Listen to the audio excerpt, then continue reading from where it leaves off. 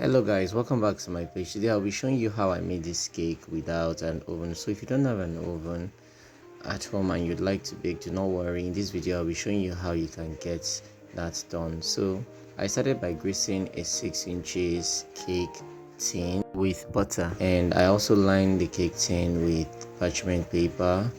We are doing this in order to prevent the cake from getting burnt, because your cake can get burnt easily while baking without an oven.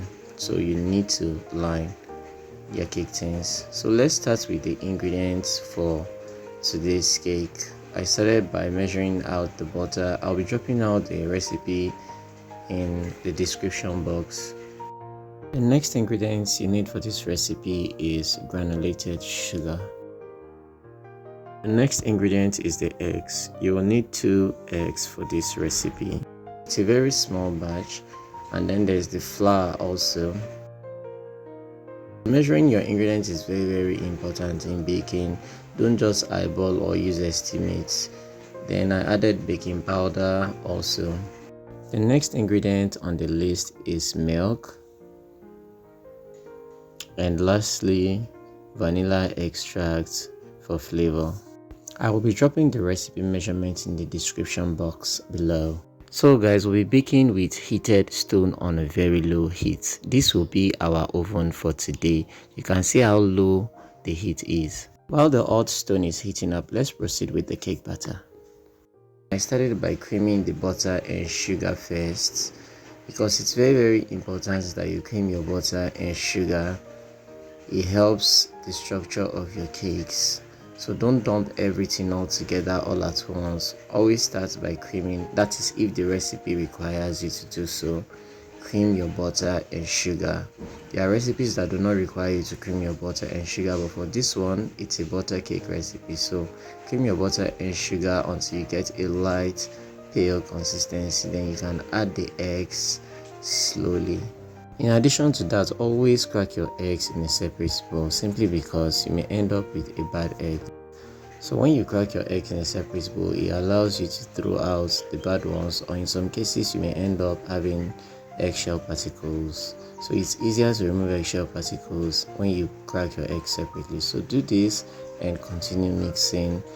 Also, do not forget to swipe the side of the bowl. That's just scrape it so that everything can incorporate properly.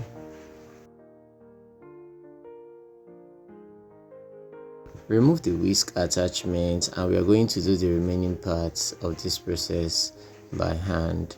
It is time to add the dry ingredients into the wet ingredients. So start by adding a little part of the flour into the batter. Just add the flour bit by bit and use a spatula to fold in the flour. Make sure you're folding in slowly and do not overmix. So how do you know that you're not overmixing?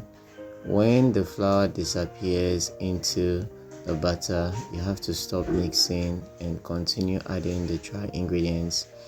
Then you can alternate with the milk also, and keep on mixing until everything is fully combined.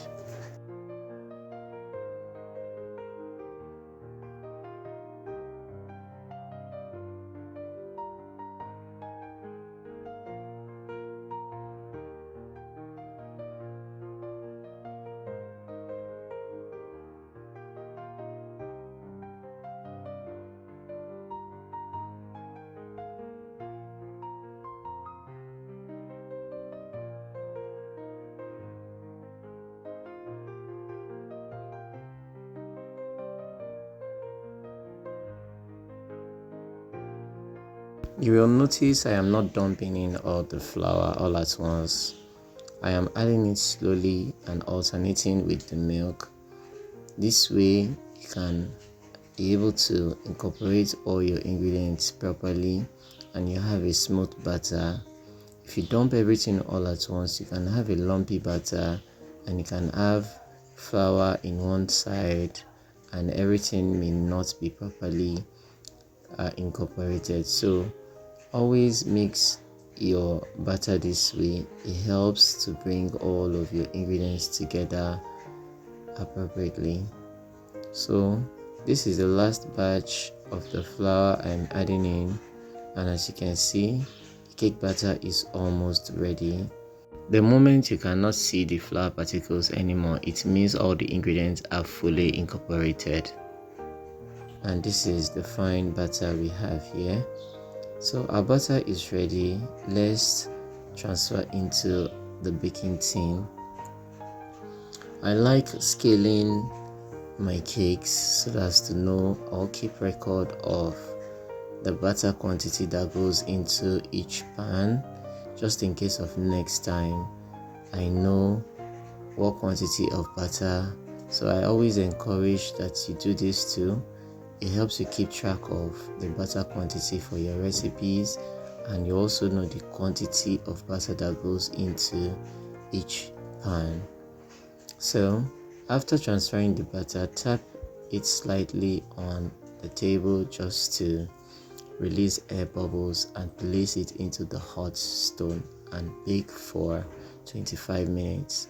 After 25 minutes, insert a skewer. If it comes out dry, then it means your cake is done. If it doesn't, give it additional 5 minutes until the skewer comes out clean. And here is our fine baked butter cake. You can see how yummy and fluffy the cake is looking. Will you be trying out this cake recipe? Let me know in the comment section. I usually wrap my cake halfway to cool with cling film so as to retain the moisture of the cake and also avoid the cake from drying out. Just as you see me doing here, you wrap it and then you can store in your fridge or freezer until you need the cake. For a recap, here are a few tips you should bear in mind. 1. Measure out your ingredients. 2. Make sure your ingredients are in room temperature. 3. Line your cake tins for easy release after baking. 4. Do not overmix. 5. Bake on a very low heat. Do not forget to like, comment, and also subscribe to my channel. Bye.